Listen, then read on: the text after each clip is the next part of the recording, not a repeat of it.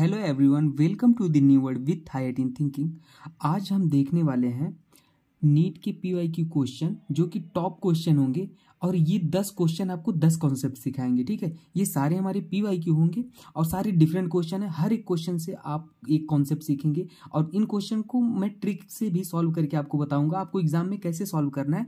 हम ये सब चीज़ें इन क्वेश्चन के थ्रू आप देखेंगे। ठीक है, आपका इससे पूरी केमिस्ट्री मतलब लगभग 3-4 टॉपिक आपका रिवाइज हो जाएगा इन क्वेश्चन से। ठीक है, हम 10 क्वेश्चन देखेंगे, इसमें हमने 5 ही लिखे हैं और सारे PYQ होंगे। ठीक है, तो आइए स्टार्ट करते हैं एक एक करके। देखिए, पहला क्वेश्चन हमारा है, आपको दिख रहा है। पहला क्वेश्चन है orbital having 3 angular nodes and 3 total nodes etch. मतलब ये बोला है कि अगर हमारा एंगुलर नोड जो है वो हमारा क्या है, 3 है और टोटल नोड 3 है। ठीक है, तो पूछा है बताओ कौन सा ऑर्बिटल होगा। तो देखो, आपको ये पता होना चाहिए कि हमारा जो टोटल नोड का फॉर्मूला होता है ना, टोटल नोड बराबर क्या होता है हमारा n-1, याद कर लेना। और हमारा जो एंगुलर नोड होता है, क्या एंगुलर नोड, ठीक है, एंगुलर जो नोड होता है उसका फॉर्मूला होता है n-l-1। ये एंगुलर नोड का होता है।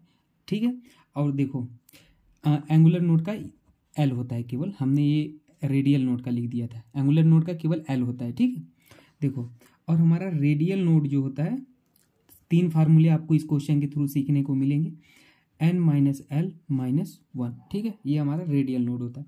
अब देखो, आपसे कहा था कि हमारे टोटल नोड्स एंगुलर नोड कितने दिए हैं, 3 एंगुलर नोड। तो हमारा l बराबर आपको पता था 3 एंगुलर नोड है ना, ये एंगुलर नोड है, एंगुलर नोड। ठीक है, और आपको पता था टोटल नोड हमारा कितना है, टोटल नोड भी हमारा कितना था, 3 था, जो कि किसके बराबर होगा, टोटल नोड बराबर n-1 होता है, ये था। तो यहाँ से आप निकाल लोगे n बराबर आपका क्या आ जाएगा, 4 आ जाएगा। और n क्या होता है, प्रिंसिपल क्वांटम नंबर होता है ना। तो अब देखो पता चल गया, और l बराबर 3 आ गया। तो अब आपको एक बात पता होगा डियर, कि हमारा S P D F, L की वैल्यू S के लिए 0 होती है, P के लिए 1 2 3, F के लिए 3 होती है। तो ये L की वैल्यू यहाँ पे 3 आई है, तो इससे 3 से पता चल गया हमारा कि जो हमारा सब शेल होगा वो F होगा, और हमारा प्रिंसिपल क्वांटम नंबर जो होगा वो क्या होगा, 4 होगा। तो हमारा ऑप्शन नंबर 4 हो जाएगा। ठीक है, इससे आपसे कभी क्वेश्चन से रेडियल नोड ही पूछ लेगा, एंगुलर नोड पूछ लेगा या टोटल नोड पूछ लेगा, तो आप ये हमने तीनों चीजें कवर कर ली है इस क्वेश्चन के थ्रू। ठीक, अब देखिए दूसरा क्वेश्चन है number of orbital for n=3। ठीक है, L इक्वल टू इतना, M इक्वल टू इतना। तो देखो n बराबर 3 मतलब क्या हो गया, और L बराबर 1 मतलब M की वैल्यू क्या होती है, अगर L बराबर M की वैल्यू होती है -L2 + L होती है। तो L की वैल्यू आपको गिवन है 1 गिवन है, देख रहे हो। तो -1 से +1 तक होगा, -1 0 और +1 होगा, है ना। ये मतलब 3 और 3 हमारे देखो, एक हमारा जो ये ऑर्बिटल होगा उसमें 3 ऑर्बिट होंगे, 1 2 3, क्योंकि 3 वैल्यू आई है M की, देख रहे हो। M की वैल्यू होती है, फार्मूला आपको पता होना चाहिए, है ना। तो देखो ये हो गया -1 0 +1। तो क्या पूछा है, ML बराबर 0 के लिए कितने ऑर्बिट होंगे। तो M बराबर 0 में देखो एक ही ऑर्बिट होगा, कितने, 1 होगा। M बराबर 0 केवल 1, ये M बराबर -1, ये M बराबर +1, है ना। 0 के लिए ये होगा। ठीक है, याद रख लेना 1 होगा। अब देखो अगला क्वेश्चन देखो, if the correct sequence for filling of electron will be ना, इफ n बराबर 6 दिया है तो the correct sequence of filling electron. तो देखो n बराबर 6 दिया है तो सबको भर लो पहले, n बराबर यहाँ 6 लिख लो, 6s, यहाँ पे 6 रख लोगे तो 4f आ जाएगा, 6 में 2 गया 4, और यहाँ पे 5d आ जाएगा, यहाँ पे 6p आ जाएगा। अब आपको पता है एनर्जी E बराबर होता है n+L होता है। तो देखो यहाँ 6s के लिए निकालोगे तो 6x के लिए, s के लिए हमारा E बराबर कितना आ जाएगा, 6, और L की वैल्यू s के लिए 0 होती है, अभी हमने ऊपर लिखा था ना, देख लो s के लिए 0 होती है, L की वैल्यू, है ना। तो ये बराबर 6 आ गया, और ऐसे 4p के लिए 4 हमारा f के लिए निकालोगे तो 4, और f के लिए L की वैल्यू कितनी होती है, 3 होती है, तो आ जाएगा ये 7 आ जाएगा। ऐसे ही हमारा 5d के लिए निकालोगे तो हमारा 5, और d के लिए हमारा जो L की वैल्यू होती है वो हमारी होती है 2 होती है ना। f की वैल्यू d के लिए कितना होती है, L की वैल्यू 3 होती है, SPD 2 ही होता है, 2। तो हमारा क्या हो जाएगा, 7 हो जाएगा। और हमारा अगला क्या था, 6p था, 6p के लिए हमारा 6, और p के लिए हमारी वैल्यू कितनी होती है, p के लिए भाई कितनी होती है हमारी वैल्यू, पी के लिए हमारी होती है 1 होती है, तो ये भी हमारा 7 आ जाएगा। अब आप कहोगे सर एनर्जी, हमेशा एनर्जी की इंक्रीजिंग ऑर्डर में आप लिखते हो, ठीक है। तो आप कहोगे सर ये तो तीन सेम आ गए एनर्जी, तो आप किसको ज़्यादा कहोगे? तो डियर 6p को हम ज़्यादा कहेंगे, क्योंकि अगर मान लो ये सेम आ जाता है, n प्लस एल की वैल्यू हमारी सेम आ जाती है, तो n वैल्यू देखोगे, n वैल्यू जिसमें डोमिनेट ज़्यादा होगा उसका हमारा एनर्जी भी ज़्यादा होगा, ठीक है। आप ऐसे देखोगे तो n वैल्यू इसमें 6 है, इसमें 5 है, इसमें 4 है, तो हमारी सबसे ज़्यादा वैल्यू, और ये तो हमारा 6 है टोटल, तो ये तो ऑलरेडी कम है सबसे कम, तो p का हमारा ज़्यादा होगा 6p, और फिर हमारा 5d, 5 में 5 है, और हमारा फिर 4f होगा, और फिर 6s होगा, ठीक है। ये याद रख लेना। उसमें ऑर्डर इसको ऐसे भी लिख सकते हो 6s को n n-2, ठीक है, f, और हमारा क्या हो जाएगा n-1 d और np हो जाएगा ना, वही कुछ नहीं, इसको फिल करके n की वैल्यू यहाँ 6 रख दोगे तो ये आ जाएगा, और ये सब आ जाएगा, और इसको चाहे ऐसे लिख लो, कोई दिक्कत नहीं, ठीक है। तो ये हमारा हो गया। अगला क्वेश्चन आइए सॉल्व करते हैं। देखिए अगला क्वेश्चन है, which of the following pair of ions are isoelectronic and isostructural. तो देखो पहला ऑप्शन देख लो, हाइब्रिडाइजेशन निकाल लो, क्लोरीन का वैलेंस इलेक्ट्रॉन, ट्रिक मैंने बता रखी, वीडियो आप देख लेना प्लेलिस्ट में, हाइब्रिडाइजेशन स्ट्रक्चर की बॉन्डिंग है। देखो क्लोरीन का वैलेंस इलेक्ट्रॉन 7 होता है, और नेगेटिव चार्ज है तो +1 है ना। ऑक्सीजन मोनोवैलेंट एटम नहीं, इसलिए उसको नहीं लिखे, मोनोवैलेंट एटम होता तो उसको लिख लेते। तो यहाँ पे आ जाएगा sp3, 4 आएगा स्टेरिक नंबर, तो sp3। कार्बोनेट का निकालोगे CO3 2 माइनस, तो इसका आ जाएगा sp2 आ जाएगा। आप निकाल लेना, 1/2 कार्बन 4 और 2 है 2, तो 4 2 6 और 3 आ जाएगा, 3 मतलब sp2, ठीक है। यहाँ पे ऐसे निकालो SO3 में, तो SO3 में बैलेंस सल्फर का बैलेंस इलेक्ट्रॉन इतना, तो 4 आ जाएगा, ये sp3 होगा। और इसका निकालोगे तो 1/2, नाइट्रोजन 5 और +1, ठीक है, तो इसका आ जाएगा 6, तो इसका भी आ जाएगा sp2, ये भी हमारा नहीं होगा आइसो स्ट्रक्चर। तीसरा हम देखो, हाइब्रिडाइजेशन सेम आएगा तब तो होंगे 1/2, यहाँ इसका तो निकाले हैं sp3, देखो ये निकाले हैं ना, ये वाला sp3, ये SO3 का नहीं निकाले हैं, तो इसका निकाल लेते हैं। देखो तो 6 + 2, तो इसका आ गया 4, sp3 इसका भी आ गया, तो हमारा ये वाला ऑप्शन सही हो जाएगा। अब कहोगे आइसो इलेक्ट्रॉनिक, तो आइसो इलेक्ट्रॉनिक है, आप देख लो, क्लोरीन हमारा कितना, ऑक्सीजन तो 3 दोनों में है, क्लोरीन का देख लो, क्लोरीन का एटॉमिक नंबर 17 होता है, नेगेटिव चार्ज मतलब 1, 18 हो गया, और सल्फर का एटॉमिक नंबर 16 होता है, 2 है नेगेटिव, 2 18, आइसो इलेक्ट्रॉनिक भी है, तो हमारा आंसर हो जाएगा, ठीक है। अगला क्वेश्चन देखो, करेक्ट बॉन्ड ऑर्डर, ठीक है, बॉन्ड ऑर्डर। तो बॉन्ड ऑर्डर की मैंने ट्रिक ही बता रखी है आपको, 14 इलेक्ट्रॉन अगर होगा तो बस इसका याद रख लो, 3 होता है बॉन्ड ऑर्डर 14 इलेक्ट्रॉन के लिए। बाकी अगर मान लो ऊपर जाते हो 15, तो 2.5 करके घटाते चले जाओ, 0.5 घटाते चले जाओगे आप, ऐसे 16 हो जाएगा, तो यहाँ पे 2 हो जाएगा ना, ऐसे नीचे 13 हो जाएगा, तो उसका हो जाएगा 2.5, ठीक है ना, ऐसे करते चले आना, ठीक है, बस याद रख लेना। अब अगर डेसिमल में आता है चीज़ें, तो वो हमारा पैरामैग्नेटिक होता है। अगर मान लो वैल्यू आता है 1 2 3 बॉन्ड ऑर्डर, ठीक है, वैल्यू आता है तो वो डायमैग्नेटिक होता है। एक्सेप्शन आपको याद रख लेना, 10 और 16 इलेक्ट्रॉन के लिए हमारा क्या होता है, पैरामैग्नेटिक होता है, वैल्यू होने पर भी ना।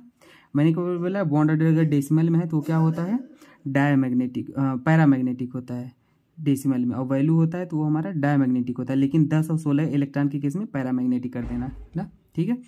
अब देखो बॉन्ड ऑर्डर इसका, ऑक्सीजन 2 ऑक्सीजन है, तो 16 और 2 निकल गया है, मतलब 14 इलेक्ट्रॉन बचेंगे, 14 इलेक्ट्रॉन मतलब बॉन्ड ऑर्डर 3, इसका बॉन्ड ऑर्डर निकालोगे तो O2 माइनस 16 और एक नेगेटिव है 17, 17 मतलब 1.5, 17 मतलब 1.5, 0.5 मैंने बोला घटाते चले जाओ। यहाँ पे देखोगे 15 आएगा, 15 मतलब 2.5, तो बॉन्ड ऑर्डर किसका ज़्यादा होगा, O2 प्लस का, फिर O2 ये O2 2 प्लस, फिर O2 माइनस, ये बॉन्ड ऑर्डर का ऑर्डर हो जाएगा, ठीक है, याद रख लेना। और 1 से 10 इलेक्ट्रॉन के लिए हमेशा याद रख लेना, अगर इवन नंबर आता है, इवन अगर नंबर आता है, इलेक्ट्रॉन आते हैं, तो उसका बॉन्ड ऑर्डर हो जाएगा 1, अगर ऑड आता है तो उसका हो जाएगा 0.5, ठीक है, ये याद रख लेना। एक्सेप्शन बता देते हैं, 4 और 8 इलेक्ट्रॉन के लिए बॉन्ड ऑर्डर जो होता है वो 0 होता है, ठीक है, 4 और 8 इलेक्ट्रॉन के लिए, और 0 मतलब डोंट एग्जिस्ट होता है, तो बॉन्ड ऑर्डर जिसका 0 होगा don't exist, does not exist, ठीक है, ये याद रख लेना। अगला क्वेश्चन देखो, अगला क्वेश्चन है बहुत ही बढ़िया क्वेश्चन है, for real gas Van der Waals equation is written as, ये वंडरवाल इक्वेशन है रियल गैस के लिए, AB वंडरवाल कांस्टेंट है, तो इस मॉलिक्यूल की ये ऑर्डर ऑफ B बताना है और इसके लिए ऑर्डर ऑफ A बताना है। तो देखो B जो होता है ना, वो डायरेक्टली प्रोपोर्शनल होता है मॉलिक्यूलर वेट, या ठीक है, B मॉलिक्यूलर ऑफ वेट या साइज कह लो, ठीक है। तो देखो अगर मान लो बी का ऑर्डर निकालोगे तो O2, CO2 और H2 में, ठीक है। तो आप सीधी सी बात है, CO2 में हमारा मॉलिक्यूलर वेट ज़्यादा आएगा, ज़्यादा नंबर ऑफ एटम है, तो CO2 हो जाएगा ऑर्डर, फिर हमारा O2 हो जाएगा और फिर हमारा क्या हो जाएगा, H2 हो जाएगा, ठीक है, CO2 H2, ठीक है। और मान लो अगर इसी में हीलियम भी दिया होता तो और लास्ट में हो जाता है ना, कोई ना, क्योंकि वो सबसे हाइड्रोजन से भी छोटा है ना, तो ऑर्डर ये हो जाएगा। अब ए का ऑर्डर क्या होता है, ए हमेशा डायरेक्टली प्रोपोर्शनल होता है इंटरमॉलिक्यूलर फोर्स, इंटरमॉलिक्यूलर अट्रैक्शन, और डायरेक्टली प्रोपोर्शनल होता है मोलर मास भी आप कह सकते हो, ठीक है। ऐसे भी पहले मोलर मास देख लेना, नहीं तो इंटरमॉलिक्यूलर फोर्स देख लेना, ठीक है। तो मान लो CH4 की गिवन है, O2 है, H2 है, तो मोलर मास CH4 का ज़्यादा है, O2 का ज़्यादा है, फिर H2 का ज़्यादा है, तो हो गया, ए का ऑर्डर ये हो गया, बी का ऑर्डर ये हो गया, ठीक है। सिंपल, बढ़िया क्वेश्चन था, आप इसको याद रखना, ठीक है। अगला क्वेश्चन देखो, condition for spontaneous reaction at all temperature. तो स्पॉन्टेनियस रिएक्शन होने के लिए ना, स्पॉन्टेनियस रिएक्शन होने के लिए जो कंडीशन होती है, आपको delta G less than zero होना चाहिए, मतलब डेल्टा जी क्या होना चाहिए, नेगेटिव होना चाहिए, है ना, ये स्पॉन्टेनियस की कंडीशन होती है, ठीक है। तो अब डेल्टा जी आप कहाँ से लाओगे, ऐसा फार्मूला लाओ जिसमें एच और एस ऑप्शन दिया है, एच एस के टर्म में, तो आपको डेल्टा जी पता है। तो अब डेल्टा जी बराबर क्या होता है आपको पता है, delta H minus T into delta S होता है, ठीक है।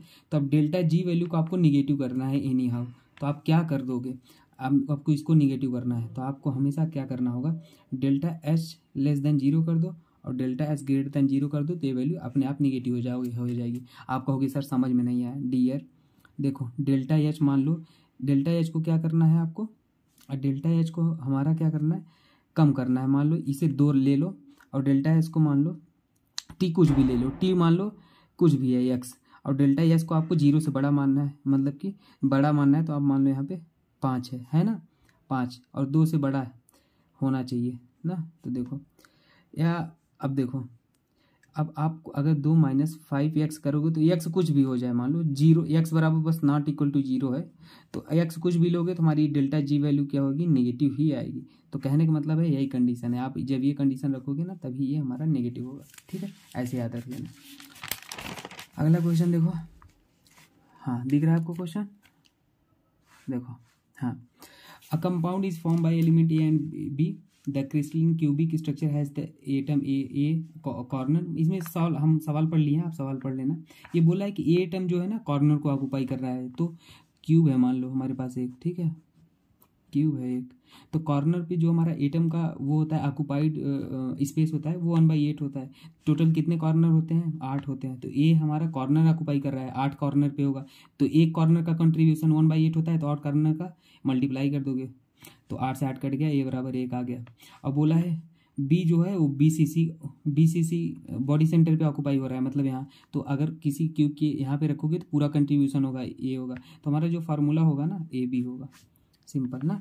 अगर मान लो यही बोल देता ए हमारा कॉर्नर पे है तो कॉर्नर पे 8 हो जाता, और बी को बोल रहा है अगर फेस सेंटर पे है तो फेस सेंटर पे जो कंट्रीब्यूशन होता है वो कितना होता है 1/2। अब टोटल कितने फेस होते हैं, 6 होते हैं, तो 2 3 6, तो हमारा क्या हो जाएगा AB 3 हो जाता है, ठीक है।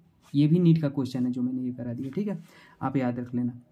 अगला क्वेश्चन देखो, in which pair of ions both the species contain S S bond. तो इसका मैं ट्रिक बता देता हूँ आपको कैसे एसएस बॉन्ड काउंट करना है।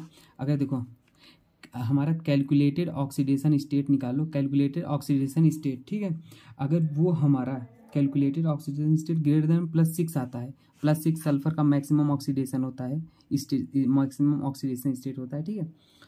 तो अगर ये आता है तो हमारे में SOS ये परऑक्सी, ये लिंकेज होगा उसमें ना, उस स्ट्रक्चर में ये परऑक्सी लिंकेज है, ठीक है। अगर मान लो एक्स कैलकुलेटेड हमारा +6 के बराबर आता है, किसके बराबर आता है, +6 के बराबर आता है, तो हमारा उसमें SOS लिंकेज होता है, क्या होता है, SOS लिंकेज होता है। और अगर मान लो कैलकुलेटेड हमारा क्या आता है, लेस देन आता है +6 के, तो उसमें हमारा SS लिंकेज होता है, क्या होता है, SS लिंकेज होता है। बात समझ में आई आपको। तो अब देख लो इसमें पहले वाले ऑप्शन में देख लो S4O6 यही आना चाहिए, ऑक्सीडेशन नंबर निकाल लो, S4O6 2 तो 4x हो जाएगा और 6 दूनी 12 2 तो x की वैल्यू आ जाएगी 2.5, x की वैल्यू कितनी आ रही है 2.5, ठीक है। और S2O3 का निकाल लोगे 2 माइनस, तो इसमें क्या हो जाएगा 2x माइनस 6 बराबर 2, तो x बराबर आ जाएगा इसमें 2 आ जाएगा, कैलकुलेट करोगे, ठीक है। तो देखो इसमें हमारा कितना आ गया, तो इसमें भी हमारा क्या आ रहा है पहले में x लेस देन, देखो x हमारा लेस देन आ रहा है +6, इसमें भी +6 से लेस आ रहा है, इसमें भी +6 से लेस आ रहा है, बात समझ रहे हो आप। तो हमारा इसमें भी लेस आ रहा है, तो इसलिए हमारा ऑप्शन नंबर देख लो आप किस में है, S4O6 S2O3 माइनस, तो हमारा इसमें SS लिंकेज होगा। बात समझ में आई आपको, पक्का समझ में आई, ठीक है ना। ये मैंने ट्रिक बता दिया, और मैंने फुल वीडियो अपलोड कर रखा है, ऑक्सो एसिड साफ सल्फर, आप उसमें देख लेना अगर डाउट हुआ फिर भी तो, ठीक है। क्योंकि हम क्वेश्चन करा रहे हैं तो हम जल्दी जल्दी सारे क्वेश्चन सॉल्व करा दे रहे हैं, ठीक है। कोशिश कर रहे हैं हम सारी चीज़ें आपको कवर करने की, ठीक है। फिर भी डाउट हो तो आप कमेंट सेक्शन में पूछ लेना। ये लास्ट क्वेश्चन है, number of POP bonds in P4O10। तो P4O10 का स्ट्रक्चर आप कैसे, ये याद रख लेना, हमेशा क्वेश्चन पूछता है। 4 P फास्फोरस को आप ऐसे बना लो और ऐसे फास्फोरस को कनेक्ट कर दो ऑक्सीजन से, ठीक है, सभी फास्फोरस को। अब देखो हमारा क्या सेटिस्फाई, 4 फास्फोरस तो सेटिस्फाइड हो गया, बन गए। ऑक्सीजन 10 था तो 10 अभी पूरे नहीं हुए, तो आप इससे भी आप ऑक्सीजन को जोड़ो, ठीक है, इससे भी आप ऑक्सीजन को जोड़ो। अब देखो कितने, 2 4 2 6 ऑक्सीजन में, अभी 4 ऑक्सीजन को और पूरा करना है, तो अब बचे तो फिर भी डबल बॉन्ड से जोड़ दो, ठीक है। अब देखो हमारे 10 हो गए, ठीक है। तो ये क्वेश्चन पूछा, तो देखो कितने POP बॉन्ड हैं, देखो एक तो एक हो गया, 2 3 4 5 6, तो POP बॉन्ड आपको दिख रहे हैं कितने हैं, टोटल 6 हैं, ठीक है। कभी कभी टोटल लोन पेयर भी पूछ लेता है, तो आप वो भी काउंट कर लेना। इस ऑक्सीजन पे कितने लोन पेयर हैं, देखो 2 इस ऑक्सीजन पे 2 लोन पेयर है ना, इस पे भी 2 लोन पेयर है, तो टोटल कितने ऑक्सीजन है, 10 ऑक्सीजन है, तो 10 दूना 20 लोन पेयर ऑक्सीजन पे है ना, 20 लोन पेयर ऑक्सीजन के है ना, 10 ऑक्सीजन है, और हाँ हो गया 20 ऑक्सीजन लोन पेयर पे। फास्फोरस पे कोई लोन पेयर है नहीं, है ना, तो ऐसे आप निकाल सकते हो। ओके डियर, मिलते हैं अगली वीडियो में। अगर किसी को कुछ डाउट होता है आपको, तो आप फिर से हमसे क्वेश्चन कमेंट सेक्शन में पूछ सकते हो। Okay dear, thank you.